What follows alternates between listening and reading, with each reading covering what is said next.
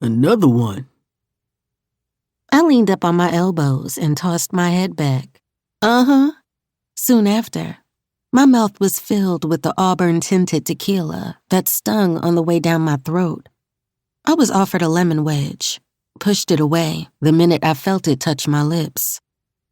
I didn't want it, didn't need it. I didn't want the liquor diluted. I wanted to taste it. Needed to feel something. Because the minute I laid back down and their hands were on me again, I felt nothing. All over again. Where were the fireworks? Where were the tingles? Those chills? The excitement?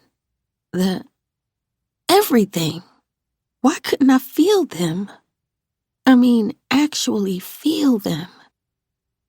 For a second, I wondered if it could have been the liquor throwing my senses off, but no, it wasn't. Liquor with the right man always went straight to my pussy. It wasn't that I couldn't feel them. I felt them. I felt every single stroke of their calloused hands across my smooth skin. I couldn't feel them. Not where it counted. Not the way he made me feel. However, I suffered through it. Yes, suffered. The touching without feeling, it was repulsive.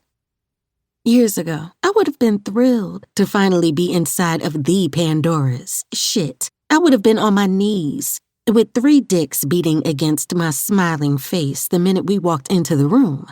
It would have been dick sliding down my throat instead of liquor. Wouldn't have needed it to feel anything. That was years ago, though. I wasn't that girl anymore. I thought I was. Walked in feeling like her. Commanded the room like her.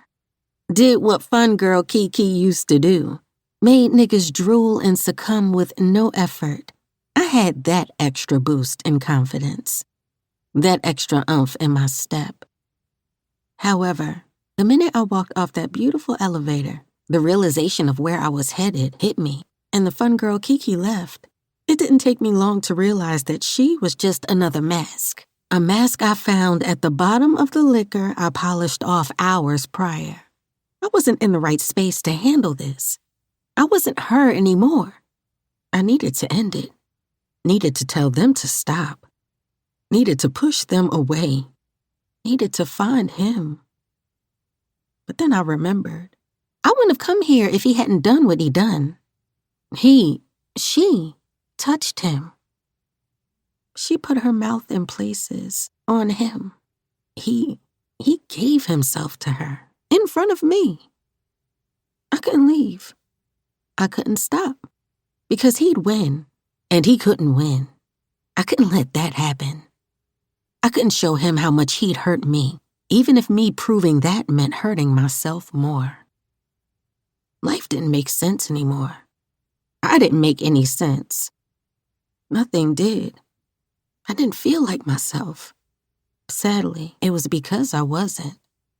I was a stranger, watching from the outside, watching as the life of this poor, sad girl spiraled out of control. She was crumbling completely, and instead of helping her, I just watched the destruction. Watched as this girl did the opposite of everything she wanted to do. Watched as she continued down a very slippery slope of self-destruction, further and further away from the person she wanted to be, further and further away from the life she really wanted to live. Vulnerability had never been good for her. It was easier to wear masks, easier to pretend she was happy. However, the identity of the fun girl was the easiest. Was, not anymore. Tonight she realized more than ever that she couldn't be her anymore. That identity no longer served her.